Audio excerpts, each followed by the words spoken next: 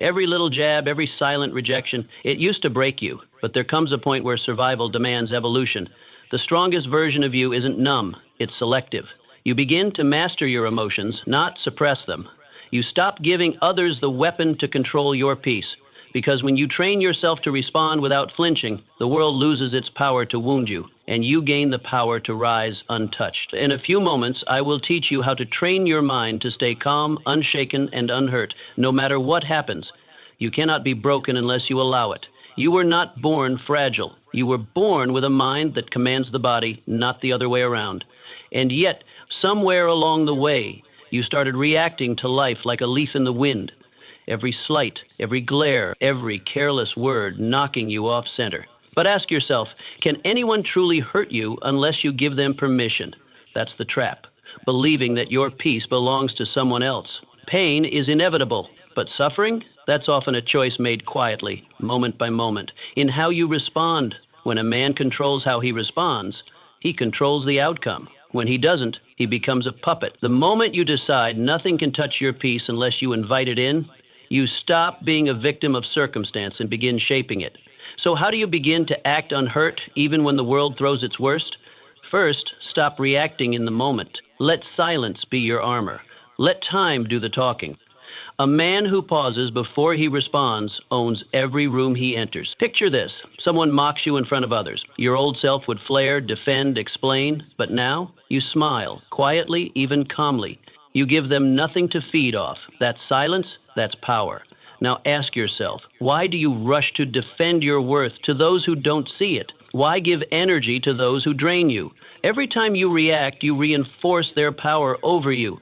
But every time you stay composed, you build strength inside you they can't reach. Remember, the strongest man in the room isn't the loudest. He's the one who could speak but chooses not to. You become that man, not by denying pain, but by refusing to be ruled by it. What you ignore, you outgrow. Every insult, every rejection, every cold shoulder, it used to burn you until you learned that attention gives fuel. What you feed grows, what you ignore starves. And when you learn to ignore what once tore you apart, you begin to outgrow it. And that's not indifference, that's evolution. You've been conditioned to believe that if you don't fight back, you're weak. But silence isn't weakness. It's wisdom wrapped in discipline. The oak does not tremble with every wind. It stands still, silent, watchful. But how do you cultivate that stillness? You begin by examining what truly matters. Not every comment deserves a reaction. Not every battle is worth the wound. Discipline begins when you start conserving your energy for the fights that build your character, not the ones that flatter your pride. Imagine this. Someone spreads lies about you behind your back. You hear about it. Every bone in you wants to confront them, but instead, you keep building. You keep showing up. You let time reveal truth, and it always does. Have you noticed how the more you respond, the more you're dragged into cycles that weaken you? But when you ignore noise, you rise above it. That's not escape, it's elevation. And elevation gives you perspective. So next time your emotions demand a reaction, pause and ask, will this matter tomorrow? Will this decision feed my future or just my ego? Most of the time, the answer will guide you towards silence. And in that silence, you'll discover an unshakable self. Your reaction is the real enemy. It isn't the insult that breaks you. It's the reaction that follows. You cannot control the world, but you can always control your response. And that's where your real power lies, not in changing others, but in mastering yourself. You've seen it how quickly a man loses his power the moment he reacts from impulse. One careless word, one moment of anger, and years of respect vanish. But here's the truth. No one remembers the insult. They remember how you responded. So, how do you keep yourself calm when everything inside you is screaming to strike back? First, you train. Like a soldier preparing for war, you rehearse restraint in small moments. When someone interrupts you, breathe. When someone disagrees, listen. When someone attacks, observe. These are your drills. Picture this. You're at a gathering and someone mocks your work. You could snap, but instead, you look at them calmly, nod, and say nothing. Everyone expects an explosion, but they witness control. That moment, it plants your image as unbreakable in every mind watching. Do you react from pride or purpose, from fear or from vision?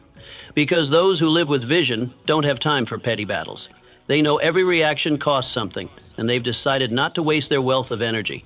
If you want to rise, train your mind to pause, to see past the now and ask, is this battle worth my dignity? When you begin choosing your responses instead of handing them away, you start winning, silently, steadily, and with authority. Every time you flinch, you lose ground when you flinch. Mentally, emotionally, or physically, you send a message, I am not ready. And life, like a strict teacher, will test you again and again until you stop flinching, until you stand tall, take the blow, and move forward as if nothing touched you. There's a difference between being numb and being unshaken. The unshaken man still feels, but he refuses to be owned by the feeling. That's the key. Not denial, but dominance over emotion. Why is this important? Because your enemy isn't always the world. It's your nervous system, your habits, your trained responses to fear, discomfort, or challenge. Every flinch is a muscle memory formed by past weakness. And now it's time to rewire it. So how do you stop flinching? Expose yourself on purpose. Walk into discomfort. Speak when your voice trembles. Look people in the eye even when you feel uncertain. And most importantly, hold your position when the world expects you to retreat. Imagine this. You're rejected. Again, the door closes. But instead of shrinking, you square your shoulders, breathe, and knock on the next door. No pause, no sigh, just movement forward. That's how flinching dies, by starving it of attention. Ask yourself this. How many moments have you lost to hesitation? How many chances slipped past while you flinched? Enough. The time has come to stop ducking and start standing. The next time life swings at you, don't move. Smile. And let the world learn what a calm mind can endure. Learn to be calm when no one else is. In every room, there's always one man who sees clearly, not because he has all the answers, not because his voice is the loudest, but because his mind is still. In a world that rushes to speak, to argue, to be seen, he does something unusual. He waits. His calmness cuts through the chaos like a lighthouse in fog. People don't always understand it, but they feel it. And in time, they follow it. Because calmness in this noisy, panicked world is a kind of greatness all its own. You were never meant to mirror the madness around you. That is the path of the ordinary man. He panics when others panic. He speaks just to fill silence. He lets the temperature of the room control his own. But your journey is different. Your power begins not when you conquer others, but when you conquer your own inner storm. When everything around you spins, and yet you do not. That's when true clarity begins. But let's not pretend it's easy. How does a man stay calm when everything inside him wants to lash out, break down, or escape?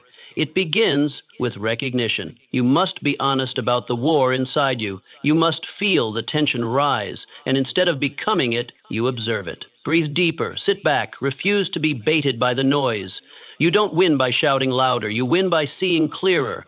And no man can see clearly while drowning in his own reaction. Imagine, you're in a heated meeting.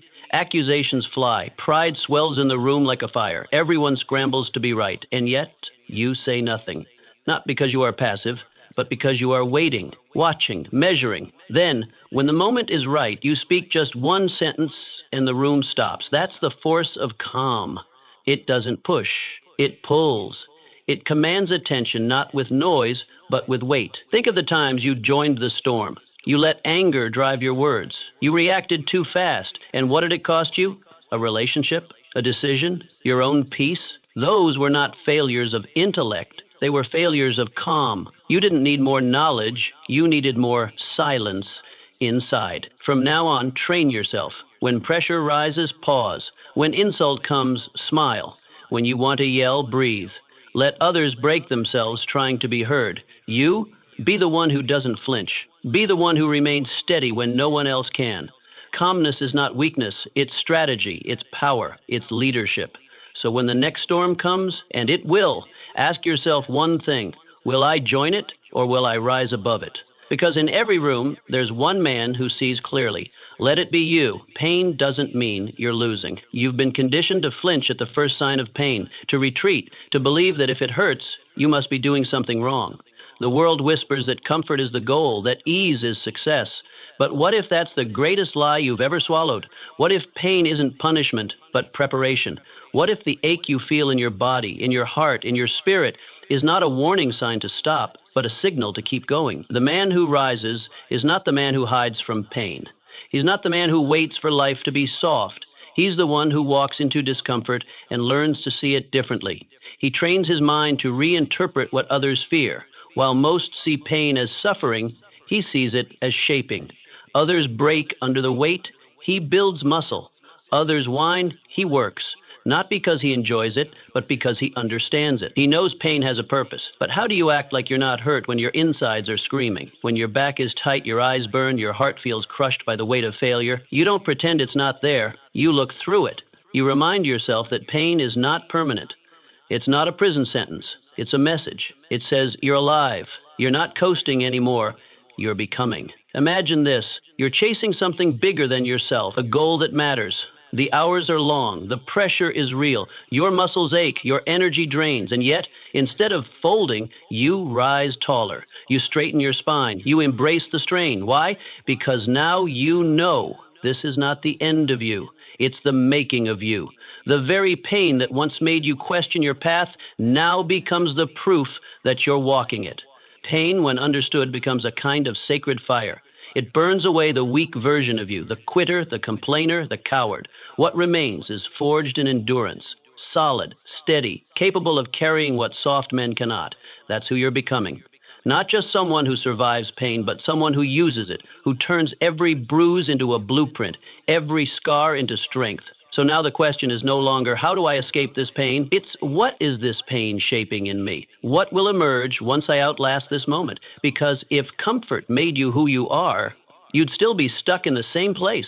But pain has a way of breaking the shell you outgrew long ago. Don't run from it. Don't resent it. Welcome it. Because on the other side of pain is not just a stronger man, but an unshakable one. Stop needing to be understood. One of the most invisible yet deepest forms of pain is the ache of being misunderstood. You speak from your heart, you reveal your dreams, you try to explain your stillness, and still they look at you as if you're speaking another language. You make decisions that are true to your purpose, but they see rebellion.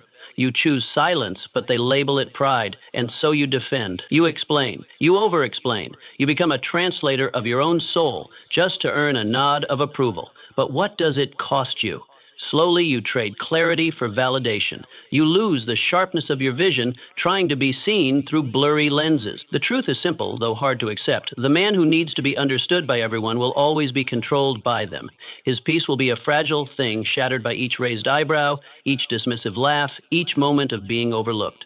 But greatness has never come from consensus. It has come from conviction. Not everyone sees what you see. Not everyone is meant to. Some are blind to your frequency because they were never wired to receive your signal, and that's okay. You're not here to beg for their understanding. You're here to build. So, instead of chasing approval, chase consistency. Let your actions repeat themselves with such discipline that they form a trail of evidence in your work, in your craft, in your silence. You do not need to convince people of your worth. You need to become undeniable. And that doesn't come from shouting louder. It comes from walking straighter, quietly, steadily. But how do you let go of that pull, the deep, almost childlike urge to be seen, to be appreciated, to be praised? You replace it with something stronger, certainty. You begin to value peace more than applause. You stop trying to prove and start trying to progress. You tell yourself, one day, your results will say what your voice could never explain. One day, your presence will speak for you. But for now, let your silence be the storm that builds everything behind the curtain. Imagine this. You're walking a lonely path. Friends fall away. Family doubts you. Your ideas are mocked. Your potential dismissed. You feel invisible. And yet, each morning you show up. You keep working. You keep building. While they gossip, you grind. While they laugh, you learn.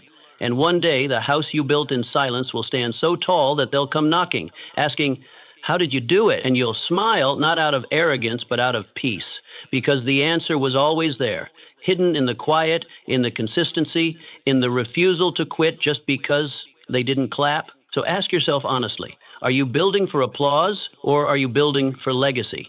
Applause fades. Legacy lasts. Applause is given. Legacy is earned.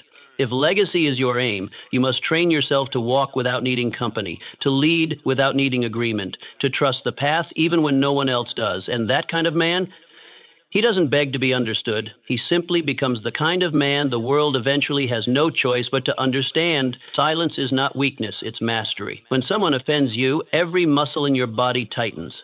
The heart races, the mind flashes with comebacks, defenses, sharp retorts, crafted in split seconds. You feel the sting of their words, and your instinct screams to speak, to defend your dignity, to retaliate, to assert control. But the greatest strength you can ever show in that moment is to do nothing, to say nothing, not from fear, not from weakness, but from power, true, disciplined, grounded power. Because silence, when chosen, is not a lack of response. It's the most strategic response there is. It's the refusal to be pulled into someone else's chaos. The man who can stay silent in the face of insult is not passive. He's in command. The man who needs to lash out, to scream back, to prove his worth through volume, is still ruled by ego. But the one who stands calm, who lets the moment pass without reacting, has mastered something far more rare: the ability to govern himself. You've been told that if you don't speak up, you'll be seen as weak, that if you don't defend yourself, you'll be trampled on. But that is the belief of those who confuse noise with respect.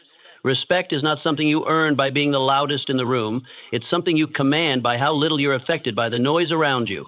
The man who speaks less is often the one who sees more. He doesn't react because he doesn't need to. His value is rooted too deep to be shaken by the surface waves of other people's opinions. But how do you reach that level of silence?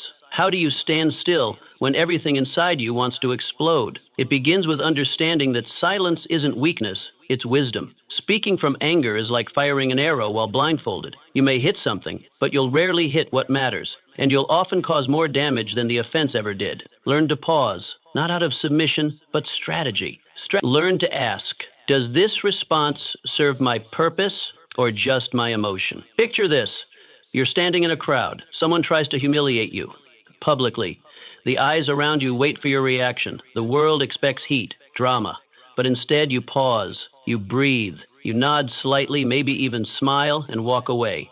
That choice, that silence, will ring in their ears longer than any sharp word you could have hurled, because it's unexpected, because it shows you don't need the fight to win, because it shows you're untouchable, not because no one attacks, but because their attacks can't reach you. And in that moment, you become the man others start to notice differently, not because you shouted, but because you didn't have to.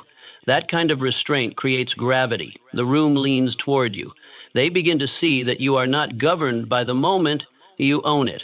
Now ask yourself, how many of your past regrets came from things you didn't say? Likely few, but how many came from words spoken in haste, in anger, in pride? Too many to count. And how many victories, quiet, internal, dignified, were born from the moments you said nothing, from the times you let the insult pass and chose instead to keep your power, your presence, your purpose? Understand this. The world plays games. It baits you. It pokes, it provokes. It thrives on reactions. But once you master silence, you stop playing by its rules. You redefine the rules. You become unpredictable, unshakable. People won't know how to manipulate you because you've taken back control, not of them, but of yourself. So next time someone tries to pull you into their storm, stay rooted in your center. Let them shout. Let them assume. Let them reveal who they are. And you, let your silence reveal who you've become. Emotional control is the greatest wealth. Most men spend their lives chasing things they can hold in their hands. Money, admiration, approval, status. They grind, they hustle, they measure their worth by what others can see. But in doing so, they overlook the most valuable treasure of all: emotional control, the ability to feel everything and yet not be ruled by any of it. That, more than anything, separates the man who merely survives from the man who owns his life. Because here's the truth: the undisciplined man is always a slave. No matter how wealthy he is, no matter how respected, if his mood can be hijacked by an insult, if his peace can be shattered by a comment, if his mind collapses under the weight of his own impulses, he is not free. He is controlled by anger, by fear, by desire. And no crown in the world can cover that kind of weakness. But the man who commands his emotions, he cannot be shaken. He can walk through fire with grace, through betrayal with clarity, through temptation with stillness. Why? Because his feelings may rise, but they do not reign. He is not cold or numb. He simply understands that emotion is a signal, not a master, that every urge doesn't deserve a response, that every wave